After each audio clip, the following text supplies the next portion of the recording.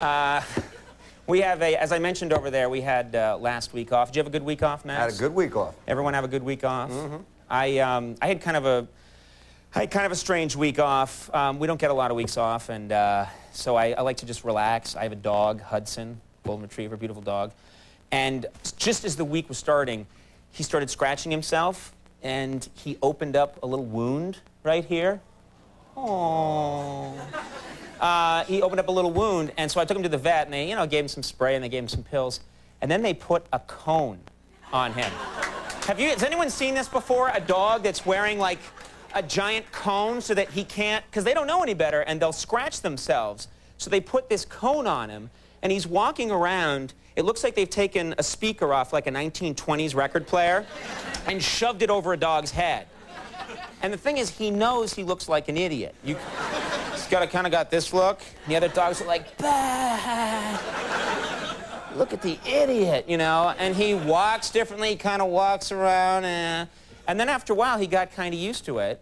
He's bumping into things and smashing into things. He was sort of like Edward Scissorhands in that movie where everything he touches freaks him out.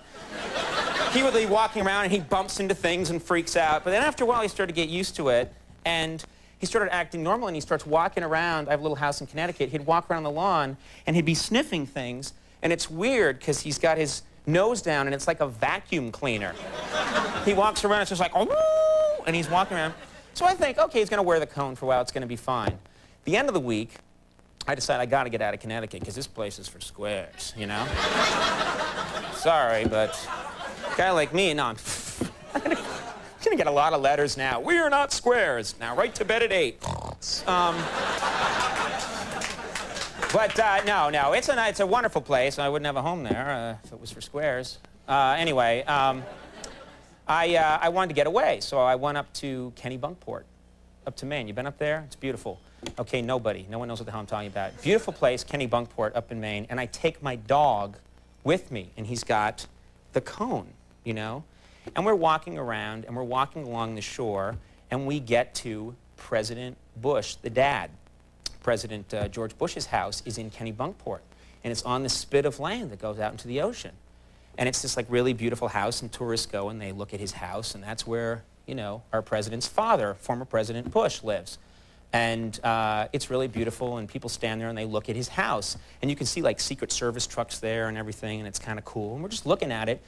And my dog, with his cone, suddenly jumps over the barricade and runs down to the rocks and jumps in the water, because he loves the water, and he starts swimming over towards former President Bush's house. And he's swimming, like, right towards the house, because it's out in the water, and it's not that far. It's about 100 yards. And he's swimming over to former President Bush's house, and he's wearing the cone. And I realize he looks like a weapon. He's like, and I can just see the Secret Service guy, nothing ever happens there, and he's looking at a monitor, and he's just sitting there, and there's like half an Arby's sandwich there, and nothing's ever happened, and he's like, oh my God! Because this dog with a giant cone, like a robotic death dog, is coming after. Like, had to haul him back, get back here, and I got him out of the water, and he was dripping wet, and we got out of there before there was an international incident because of my dog. But I want to assure everybody that my dog is not a weapon and that our former president is fine.